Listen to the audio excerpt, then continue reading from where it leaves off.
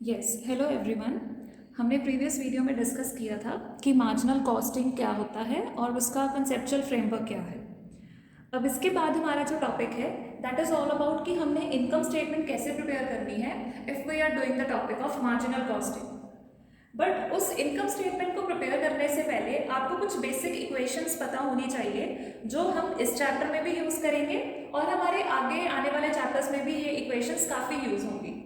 या फिर हम इसको ये भी कह सकते हैं कि ये कॉस्ट मैनेजमेंट का एक बेसिक पार्ट है जिसके बिना कॉस्ट मैनेजमेंट कभी आपकी कंप्लीट ही नहीं हो सकती। हम इन इक्वेशंस को बार बार अपने आगे आने वाले चैप्टर्स में रिपीट करेंगे। नाउ इक्वेशन क्या है?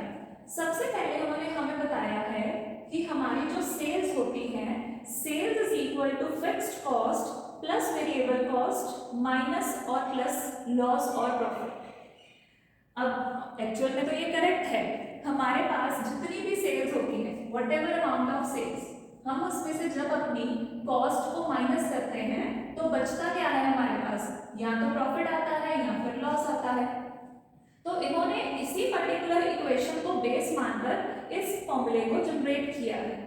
सेल्स आपकी कैसे आएंगी? ये माइनस है तो इधर आके क्या हो जाएगा? प्लस हो जाएगा। इस कॉस्ट को उन्होंने फिक्स्ड और वेरिएबल अलग अलग बाइफरकेट कर दिया।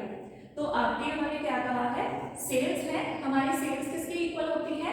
कॉस्ट के इक्वल। कॉस्ट किस पार्ट में है? फिक्स्ड कॉस्ट है और हमारी वेरिएबल कॉस्ट है।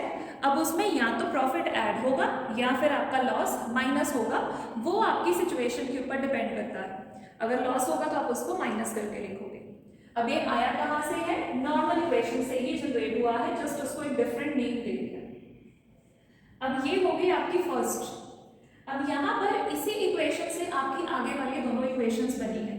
व्हाट वी हैव डन, जो वेरिएबल कॉस्ट आपको फर्स्ट इक्वेशन में पॉजिटिव मिली थी उसको उन्होंने इसके साथ सबट्रैक्ट कर दिया, क्योंकि हमें पता है कि जब हम इक्वेशन में साइड्स चेंज करते हैं तो उनके साइंस चेंज हो जाते हैं। अभी आपका जो वेरिएबल कॉस्ट था वो पॉजिटिव फॉर्म में था सेकंड साइड पे, बट जब आप उसको इस साइड पर लेके आओगे तो वो नेगेटिव में आ जाएगा। तो sales minus variable cost is equal to fixed cost plus profit और लॉस। वो आपकी अगेन सिचुएशन पे डिपेंड करता है कि आपका प्रॉफिट आ रहा है या लॉस आ रहा है। अब ये तो हो गया हमारा पार्ट सेकेंड इक्वेशन का कि सेल्स में से अगर आप वेरिएबल कॉस्ट माइनस करोगे तो हमारे पास जो कंपोनेंट बचता है उसको हम कहते हैं fixed cost plus profit minus loss. अब यहाँ पर I have written third equation. वो थर्ड इक्वेशन क्या है? मैंने इस पर्टिकुलर कंपोनेंट को फिक्स्ड कॉस्ट प्लस प्रॉफिट और लॉस को एक नेम दिया है कंट्रीब्यूशन। कंट्रीब्यूशन क्या होता है? इट इज द समेशन जो भी आपने फिक्स्ड कॉस्ट अभी तक इनकर की है और जो आपका प्रॉफिट या लॉस हुआ है उसको एक नेम दिया जाता है कंट्रीब्यूशन। तो हमने जो हमारी सेकेंड वाली इक्वेशन थी उसको एक सेकेंड वे से प्रेजेंट किया है, सेम इक्वेशन को एक नेक्स्ट वे से प्रेजेंट किया है। Sales minus variable cost is equal to contribution.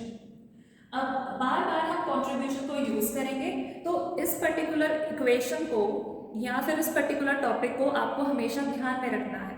हमारी वेरिएबल कॉस्ट और सेल्स जब दोनों सब्ट्रैक्ट होती हैं तो वो हमें फिक्स्ड कॉस्ट या प्रॉफिट देती है। फिक्स्ड कॉस्ट और प्रॉफिट को हमें कंट्रीब्यूशन का नेम देते हैं। अब ये तो आ गया हमारा सारा इक्वेशन का पार्ट। आपको आगे हम जितने भी क्वेश्चन सॉल्व करेंगे ज़रूरी नहीं है कि आपको इन इक्वेशंस को इसी फॉर्मेट में लिखना है। मतलब ये कंपल्सरी नहीं है कि मैं इस इक्वेशन को ऐसे ही लिखूं, sales minus variable cost is equal to fixed cost plus profit. I can change the position depending upon the requirement. मुझे अगर क्वेश्चन में प्रॉफिट निकालना है तो मैं इस इक्वेशन के थ्रू निकाल सकती हूँ अगर मेरे पास सेल्स हैं, वेरिएबल कॉस्ट है और फिक्स्ड कॉस्ट है।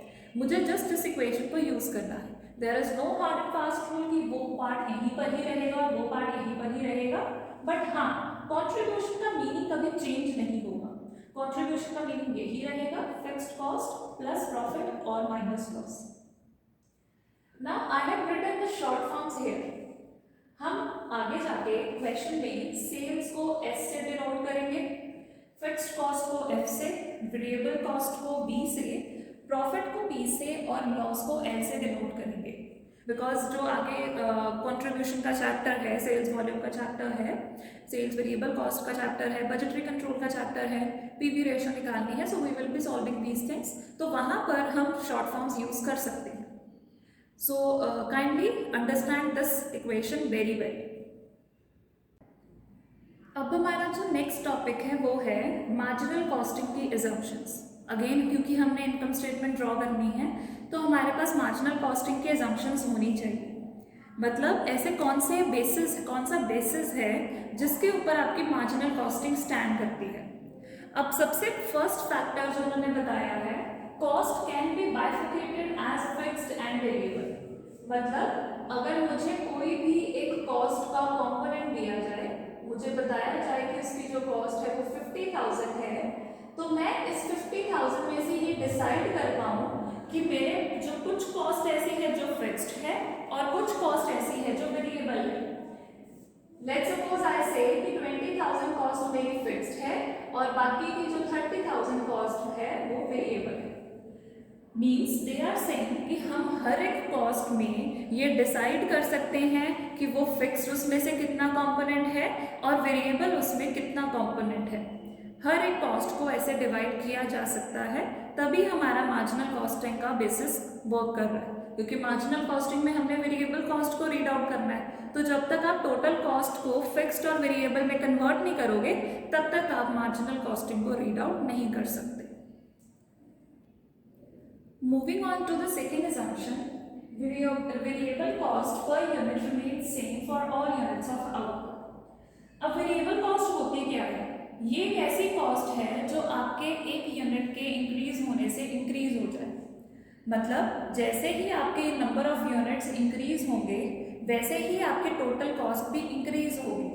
तो एक यूनिट के इंक्रीज होने से कितनी कॉस्ट इंक्रीज होती है उसको हम वेरिएबल कॉस्ट कहते हैं। Let's suppose earlier I was producing 2 units, तो मेरी जो टोटल कॉस्ट थी वेरिएबल कॉस्ट और टोटल कॉस्ट यू से वो है 10,000। जैसे ही मैंने नंबर ऑफ यूनिट्स 3 कर लिए मेरी जो कॉस्ट है वो हो गई है 15,000। मीन्स एक यूनिट के इंक्रीज होने से जो कॉस्ट में चेंज आया है वो आया है 5,000 रुपीज का। अगर अब मैं 3 यूनिट से 4th यूनिट तक आती तब भी मेरा 1 यूनिट चेंज हो रहा है, तो मेरी जो यहाँ पर कॉस्ट इंक्रीज होनी चाहिए वो भी सेम ही होनी चाहिए। Variable cost per unit remain same for all units of output. यहाँ पर भी मुझे 5,000 का चेंज ही लेकर आना है, तो वो 20,000 हो जाएगा और यहाँ पर आपका 5,000 का चेंज ही शो होगा। यहाँ पर 10,000, 15,000 और 20,000 का चेंज नहीं होना चाहिए, अदरवाइज मार्जिनल कॉस्टिंग का जो बेसिक कॉन्सेप्ट है वो वर्क नहीं करेगा। अब हमारा जो थर्ड assumption है वो है कि फिक्स्ड कॉस्ट रिमेन सेम। हमें पता है कि आप जितनी मर्जी लेवल ऑफ आउटपुट प्रोड्यूस कर लो, हमारी फिक्स्ड कॉस्ट हर एक आउटपुट के लिए सेम रहेगी, और वही कॉन्सेप्ट आपका मार्जिनल कॉस्टिंग पे भी इक्वली एप्लीकेबल है। The fourth assumption is selling price remains same for all level of activities.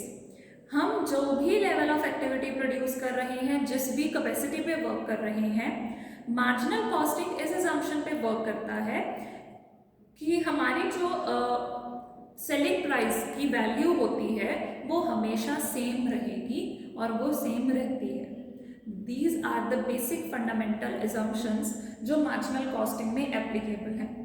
इसके अलावा एक और assumption है कि कॉस्ट को सिर्फ एक ही फैक्टर इन्फ्लुएंस करता है और वो है वॉल्यूम ऑफ आउटपुट। जैसे ही वॉल्यूम ऑफ आउटपुट चेंज हुआ आपकी जो कॉस्ट है वो भी चेंज हो जाएगी। So these are the 5 basic fundamentals. Based on this we will be doing the concept of income statement of marginal costing. Thank you so much.